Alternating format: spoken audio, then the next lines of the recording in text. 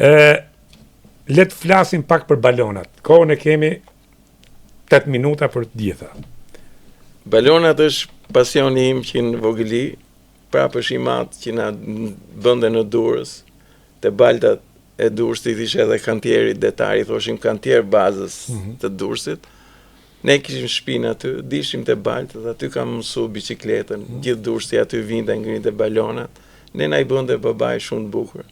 Dhe dilnin fluturonin. Pas ka qenë ndikim i babait. Kur unë bëra me gocë, ishte 3 vjeçe, një ditë thash po bëj dhe unë ato që më bënte i madh. Dhe bëra një balon edhe shkova te fushi i aviacionit. Ajo balona më turën kalamajt e lagjes. Ku shkon Ozame, ku shkon?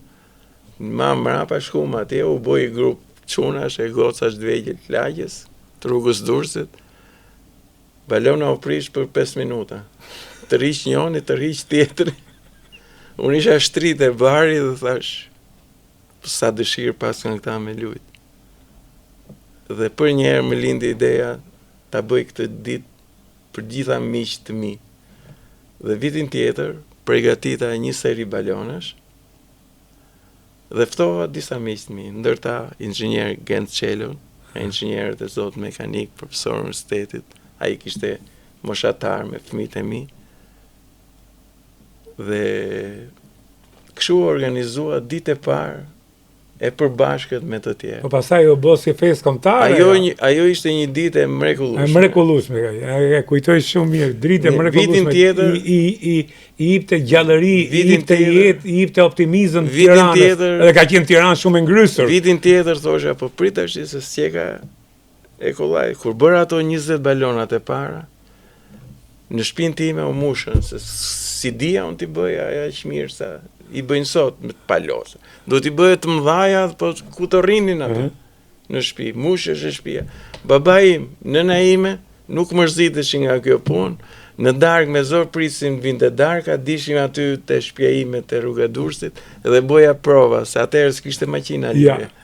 Kështu që boja prova mu në rrugë Durrësit, u sa për të bëu terezit. Dhe kështu i bëja gati dhe të nesmen, vite gudi, vite... Pastaj u bë që vinin gjithë me balona, u bë si... Kjo ishte vitin e dytë. Si parat. Vitin e tretë tash se bëj dot vetë, se do ta bëj shtëpinë tash ti magazin letrash.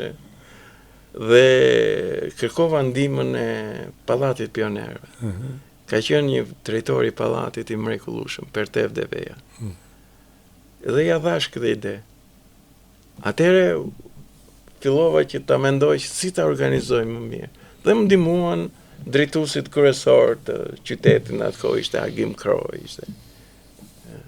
Ka qenë dhe Xhelil Gjoni. Xhelili, po.